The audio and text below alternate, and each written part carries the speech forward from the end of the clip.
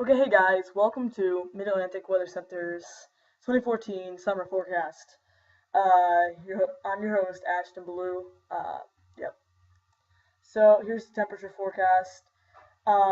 Basically, we're going to be, in general, looking at well above average in basically Idaho, Nevada, eastern Washington, eastern Oregon, and a little bit of California, but that's not that detailed.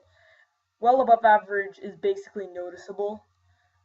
Then just above average is you can't even really notice that it's above average, but it's like a couple degrees above average for the entire thing.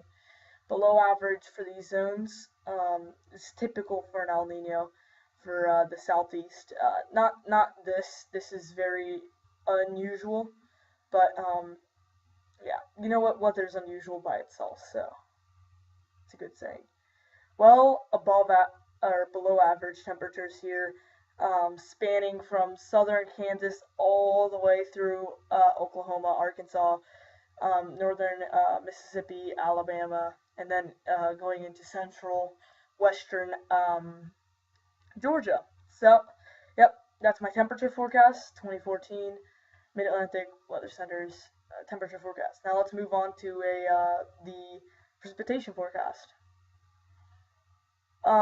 Below average precipitations in these zones, not really noticeable like I mentioned before. When it's just below average or just above average, it's not noticeable like in these zones. Well above average, but basically is noticeable. So a lot of rainy days. I'm talking August and September, possible nor'easters. They happen in September and sometimes rarely happen in late August. So September, maybe 1 to 2 um, nor'easters possible, and that's also very typical with a El Nino. Not, you know what I mean. Just overall nor'easters, not just for September, but um, anytime. And also, hurricane threat for southern Mid Atlantic is very possible also, and Florida. Some of these zones have the possibility, but I really think that watch part 2 because that's where I really went over hurricane season. Part 1 was just my preliminary forecast. Now this is my final forecast. So yep, here's my overall forecast. Very slight drought relief in these zones just because not a lot of storms are going to come up on shore.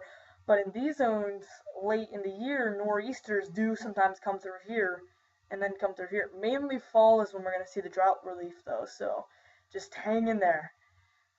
Colder than average in these zones, almost noticeable. And in these portions, the northern portions, it's noticeable. Southern portions, not really. Nor'easters possible in September, like I mentioned. That's going to be on the coast, too. It's just that most tropical activity will be in this zone. And basically that's way more important than a nor'easter. So yeah, nor'easter would go through here too. Warm in these zones, northeast, midwest, mid northwest. I don't know these portions basically. Um, Noticeably hot through Montana, Idaho, and that is Wyoming.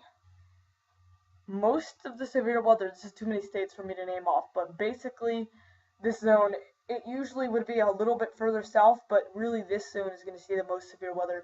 And these storms are going to come through like this, and they will impact the mid-Atlantic too. Like I said, these things are just stacked in there, basically. But the most severe weather will be in these portions.